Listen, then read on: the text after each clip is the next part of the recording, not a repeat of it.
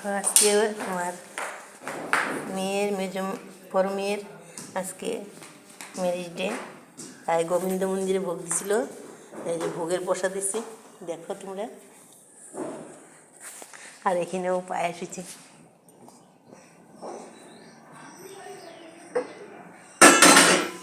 এখানে পায়েস করছি কাজু কিশমিশ দিয়ে।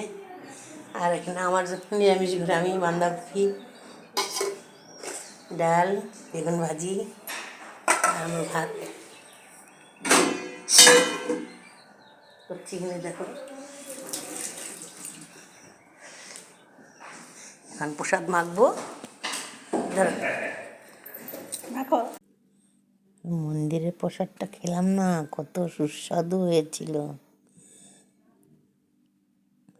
ভোগটা দিয়েছিল যে মাখলাম, সবাইকে দিলাম, খেলাম, বিরাট সুস্বাদু হয়েছিল।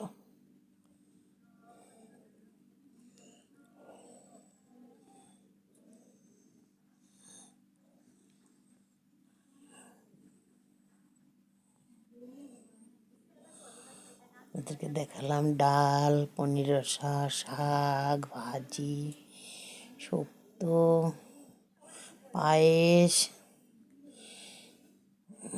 সব দিয়ে, মুগ ডাল দিয়েছিল, পায়েস, শাক, একটা সবজি, পনির রসা,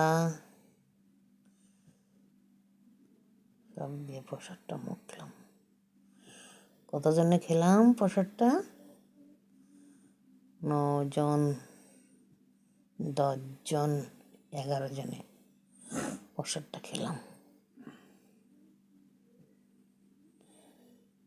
মুখে লেগে আছে, প্রসাদটা এত টেস্টি হয়েছে। ঠাকুর মন্দিরের প্রসাদ তো মন্দিরের প্রসাদই,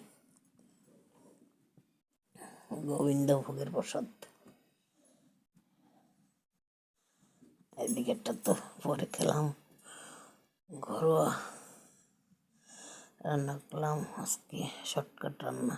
মুগ ডাল, বাঁধাকপির ঘন্ট, মটর কড়াইশুঁটি দিয়ে বাঁধাকপির ঘন্ট করেছিলাম, আর বেগুন ভাজি, আর